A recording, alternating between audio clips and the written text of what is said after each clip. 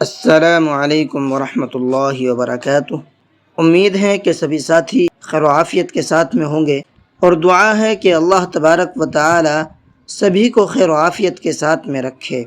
دیکھیے، قرآن کریم وہ عظیم دولت ہے ہمارے سامنے کہ جس دولت کا نہ تو شکریہ ادا کیا جا سکتا ہے، اور کتنی بڑی دولت ہے نہ اس بات کا اندازہ لگایا جا سکتا ہے۔ اس لیے ہم لوگوں کو قرآن کریم سیکھ لینا چاہیے۔ قرآن کریم ہم لوگوں کے لیے ہدایت کا ذریعہ بھی ہے اور ہمارے بیماروں کے لیے شفا بھی ہے۔ اگر ہم اس کو سیکھیں گے اور اس کو سیکھ کر کے اس کے مطابق اپنی زندگی کو گزارنے کی کوشش کریں گے تو انشاءاللہ ہمیں دنیا کے اندر بھی اس سے فائدہ ہوگا، اور کل قیامت کے دن یہ قرآن کریم ہمارے لیے سفارشی بنے گا، ہمارے لیے شفاعت کرے گا اللہ تبارک و تعالیٰ کے سامنے۔ اے اللہ، اس نے مجھے دنیا کے اندر اپنے سینے سے لگایا تھا، مجھ پر عمل کیا تھا، اے اللہ میرے ذریعے سے اس کی بخشش فرما دے، اور اللہ تبارک و تعالیٰ قرآن کریم کی سفارش کو قبول کرے گا۔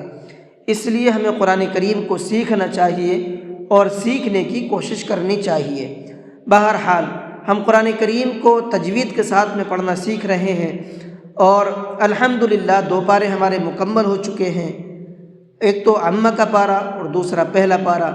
جو لوگ ہم سے اب جڑ رہے ہیں ان سے میں درخواست کروں گا کہ تمام سبق کو پچھلے آپ پڑھ لیں، سیکھ لیں، تھوڑا تھوڑا کر کر کے جو میں نے آپ کو بتایا ہے، اس سے بھی بہت زیادہ آپ کو فائدہ ہوگا۔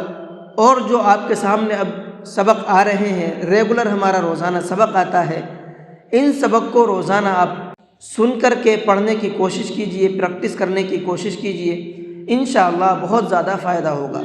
بہرحال آج کے سبق کے اندر ہم پڑھیں گے سورہ بقرہ پارہ نمبر 2 اور آیت نمبر 199، یعنی آیت نمبر 199۔ ایک چھوٹی سی آیت ہے، بس اسی کے بارے میں آپ کو تھوڑا سا بتانا ہے، اور تھوڑا تھوڑا آپ کو بتایا جاتا ہے۔ اس تھوڑے تھوڑے کو اگر آپ سمجھ کر کے پڑھنے کی کوشش کریں گے انشاءاللہ بہت زیادہ آپ کو فائدہ ہوگا۔ تو چلیے سبق کو شروع کرتے ہیں۔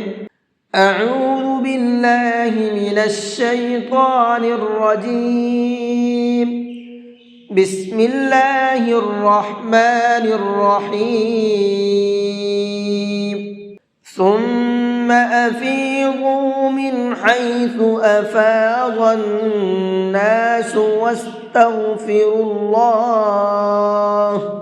ثم، اس میم کے اندر غنہ کر کے پڑھیں گے، اور غنہ کہتے ہیں ناک میں آواز کو چھپا کر کے پڑھنا، تو ناک میں تھوڑا سا آواز کو چھپا کر کے روک کر کے پڑھیں گے۔ ثم، اس طرح سے، افیضوا، اس ضاد کو منہ بھر کے پڑھیں گے۔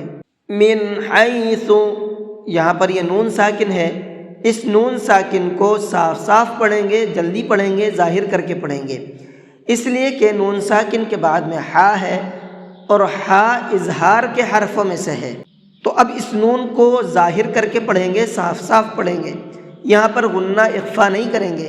من حیث، اس طرح سے، افاض الناس، یہاں پر بھی یہ ضاد ہے، اس کو بھی مبر کے پڑھیں گے، اور اس نون کے اندر غنہ کر کے پڑھیں گے، اس لیے کہ نون کے اوپر تشدید ہے، اور نون کے اوپر تشدید ہوتی ہے تو اس نون کو غنہ کر کے پڑھتے ہیں۔ واستغفر اللہ، اللہ کے لام کو منہ بھر کے پڑھیں گے، اس لیے کہ اللہ کے لام سے پہلے پیش ہے، اور اللہ کے لام سے پہلے پیش ہوتا ہے تو اللہ کے لام کو منہ بھر کے پڑھتے ہیں۔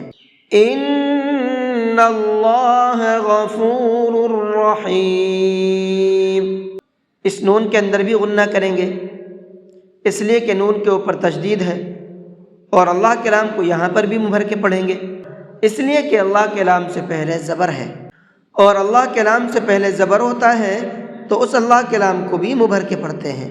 غفور، غین کو منہ بھر کے پڑھیں گے، اور اس کے بعد میں 2 را ہیں، دونوں را کو منہ بھر کے پڑھیں گے۔